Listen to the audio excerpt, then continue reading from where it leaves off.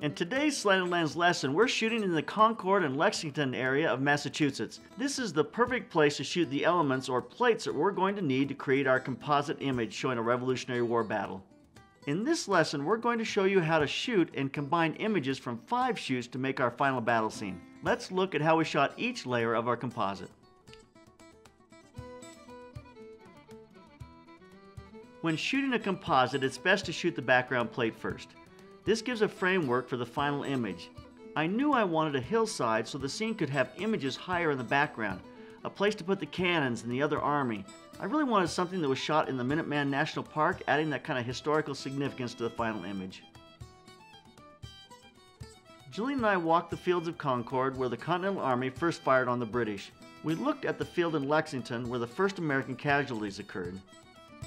The place we finally settled on was on Battle Road. I've been looking for this background in several different places, but we found this little home with a field. This will become the perfect background plate. I'm going to shoot it on at least 2 if not 3 levels. The first one I'm going to shoot at is eye level. I also shot this at a very low level. This gives me options when we go to composite. The reality is I need to make a decision which level am I going to shoot this at so I can shoot all my other images the same. In the end, we decided on the eye level image. This will become the camera angle for the rest of our shots. We needed battle images of the Americans clashing with the British. It's a pretty expensive proposition to get everyone together to create such a scene. Too expensive for our budget, so we headed to a reenactment to shoot our battle scenes. At a reenactment, we have soldiers shooting at each other, all in their uniforms, black powder going off. It really gives us all the texture we need to create the background battle scene. We shot images of the actual reenactment from the sidelines. I was not able to stop or control the process, so we got what we could get from the sidelines, from the spectator's point of view. I tried to focus on confined groups that we could cut out for the final image. I knew that I wanted a cannon group up on the hill, so I was shooting that group and the smoke that was coming from the cannons without cropping them. If I keep them isolated, then I can reduce them and use them in the background. Uncropped groups are far more valuable than things that are cropped. This group of images we're going to call the background battle images. That's our second shoot. I got some great Glidecam shots as I follow people walking down the street. The next shot is going to be the foreground battle. I wanted more control of this group, so I asked a group of reenactors to come to the field at the end of the battle so we could shoot them running together, kind of clashing together. I'm going to use the ambient light as the main light source. Here's our first image with just the ambient light. I am now trying to get my light to match the light we had on the battlefield earlier in the afternoon. Now I've added a strobe from camera right behind the actors to act as a rim light and imitate the sun we had earlier. Here's our final image with the strobe light on camera right. I'm going to allow our actors to blur as they run together. That gives a feeling of motion to this background plate. I'm using a Dynalight power pack with a Photoflex large softbox as my light source. I'm going to run this with this portable Dynalight power source. Our next image that we're going to shoot is our hero shot. We ran out of light that night, so we had to bring back our main talent the next day to do the shoot. We shot him in a park along the river next to Harvard. I'm going to use my tried and true motion rig. It simulates motion and allows us to control the look of the talent's clothing and their feet. I shot Donny Osmond using a rig that is very similar to this. In this case, we're on location, so we're going to build a simple version that can be made in just a few minutes. To build this rig, you're going to need a saw, a screwdriver, 2.5-inch screws, a 4-foot 2x2, and a 2-foot 1x4. Cut the 2x2 on a 45-degree angle. Cut the end of the 2x4 on a 45-degree angle. Center and attach the 1x4 with the screw to the 2x2. Center it on the end of the 2x2 that you cut on a 45-degree angle.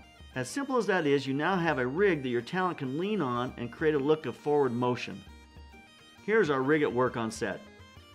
In this setup, I rotated our talent around to where the sun became the rim light, and then we put a softbox at the camera to open up the shadow side of his face.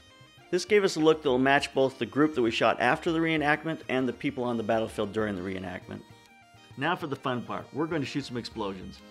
We're going to shoot our explosions on white so that as we composite them into our image, we'll allow them to be translucent. We're going to shoot explosions using an air cannon filled with debris firing through a small hole in a piece of plywood. First we cut a hole in the piece of plywood, then we took that piece of wood we just cut out and we set it back about 5 inches. This is going to create a barrier that will spread our debris as it fires through the hole. The front side of the plywood has a burn bar arching around it. We always keep a sterno burning on set so the minute the gas is turned on, it lights up immediately.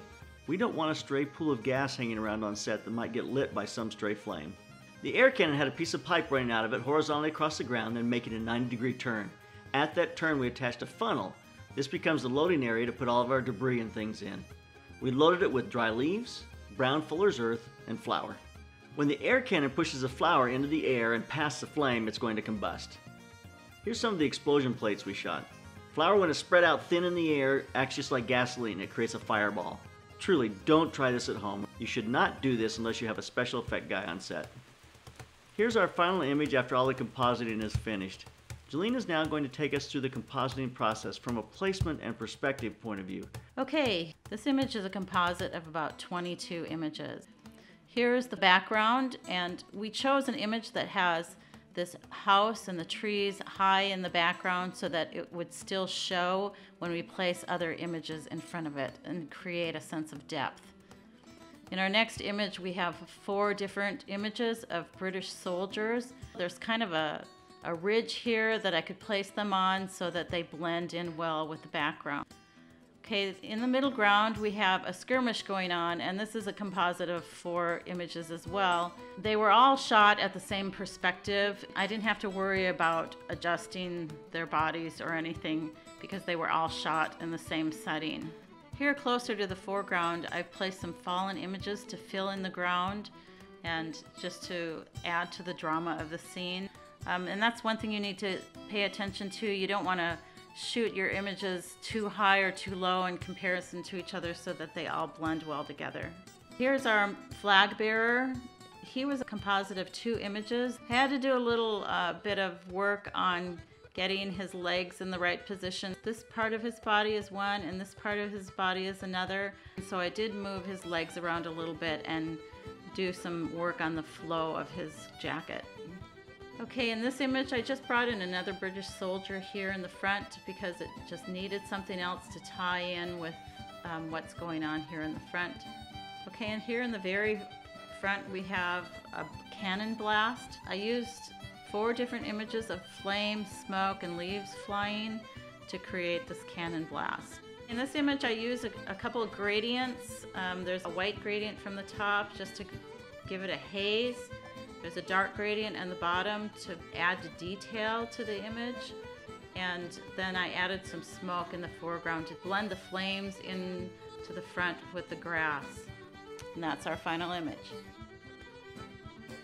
This has been a lot of fun. You know, we're done here now on the East Coast and we're headed back to LA for our next shoot. It was nice that we were so close to the mothership of Lens Pro to go. We drove over, picked up our equipment, used it in these little towns outside of Boston, then dropped it back off. It was great to be here. But keep those cameras rolling and keep on clicking.